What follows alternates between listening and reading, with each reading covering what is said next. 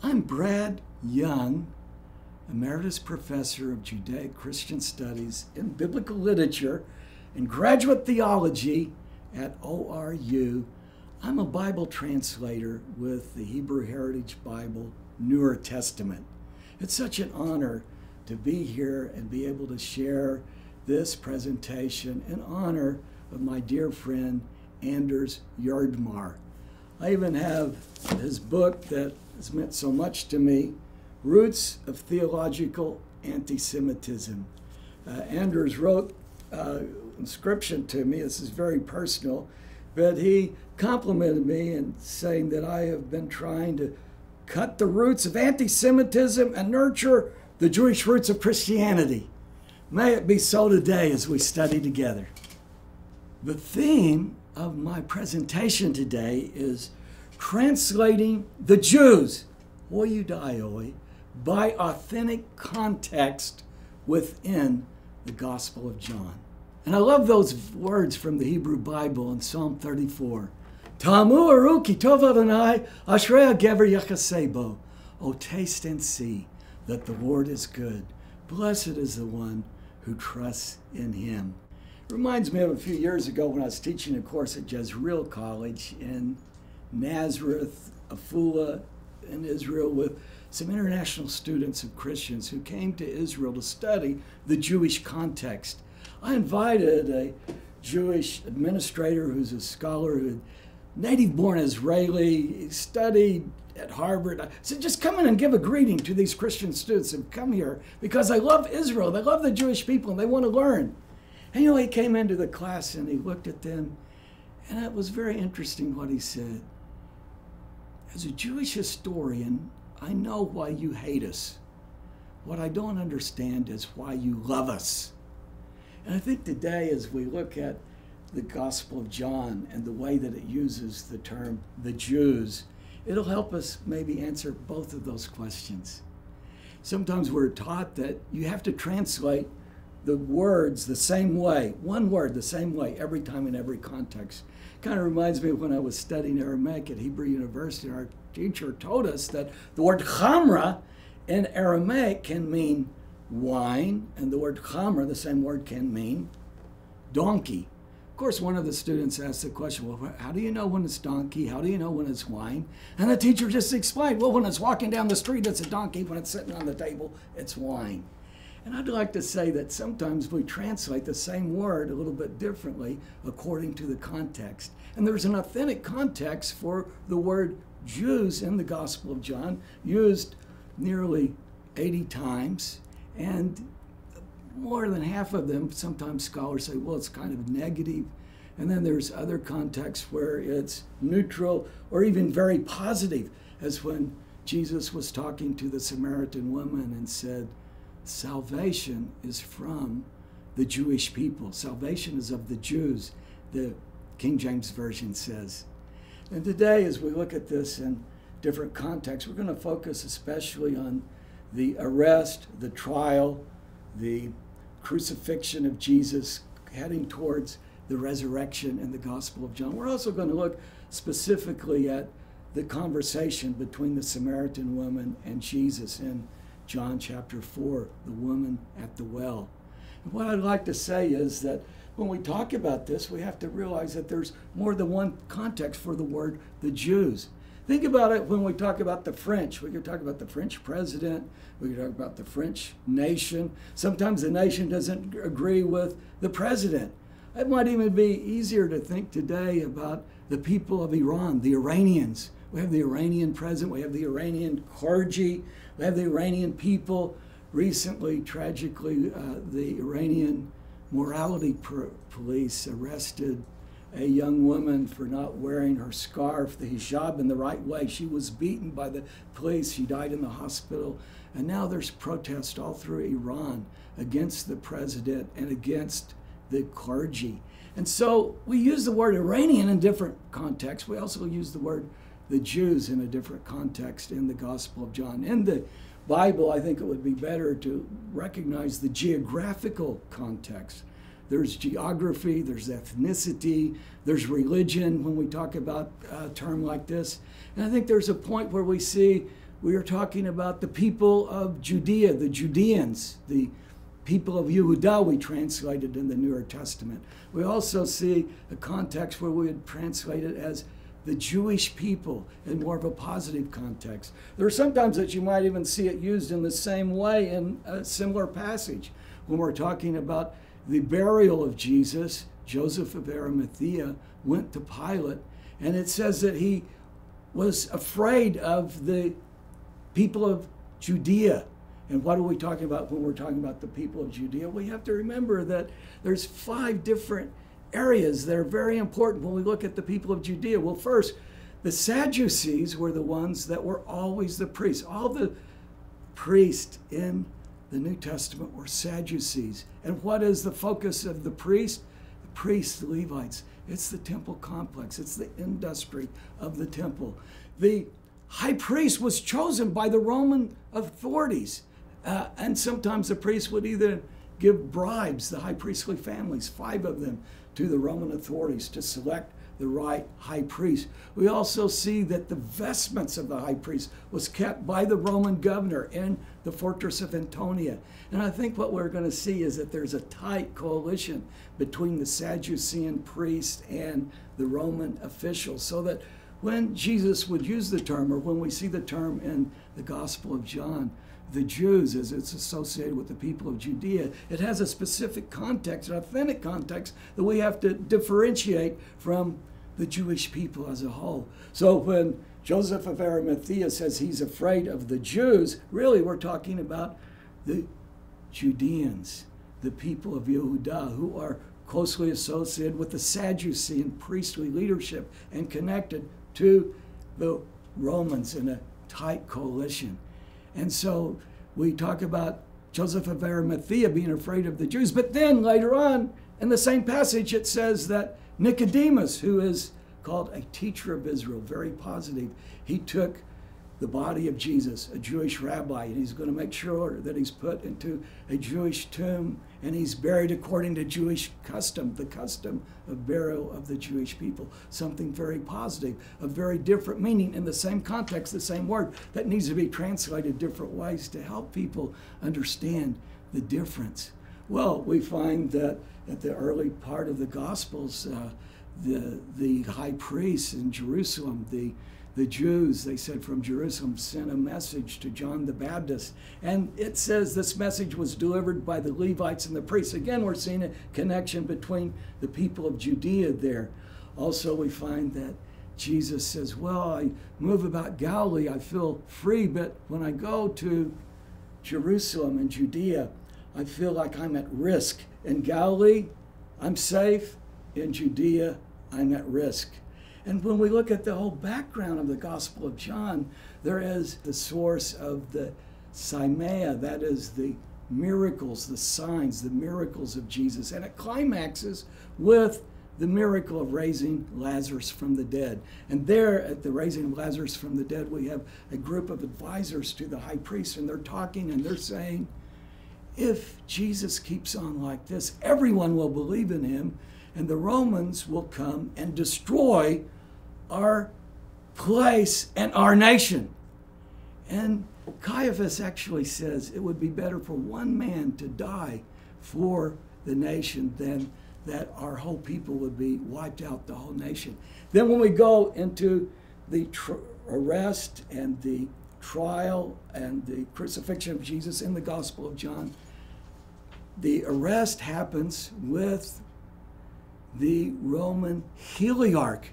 Heliarch in Greek stands for a commander of 1,000 soldiers. And this is not as like a centurion, much higher than a centurion.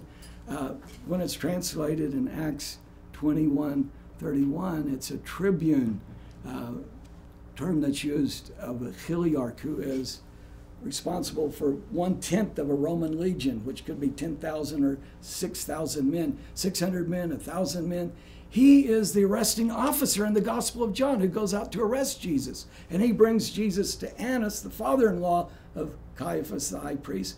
It shows us that the priestly aristocracy, the Sadducees, were the elites, and they had a tight coalition with the Romans. And then he's taken to Caiaphas. What does Caiaphas ask him in the Gospel of John? Well, what have you been teaching in the temple?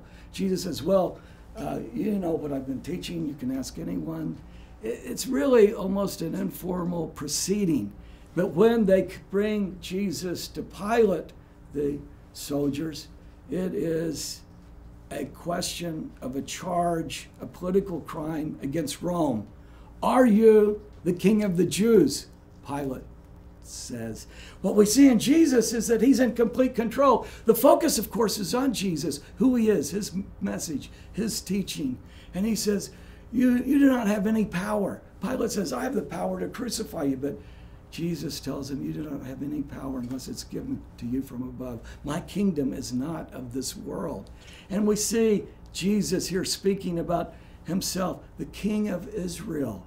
The inscription that Pilate wrote is that he's the king of the Jewish people. It was a crime to be a king against the Roman Empire. And so when we look at the arrest of Jesus, we have a high Roman soldier, a Heliarch, who is arresting Jesus. We also see that the priesthood is involved, a smaller group of advisors with Caiaphas. But when the trial goes to Pilate, he's asking a political crime.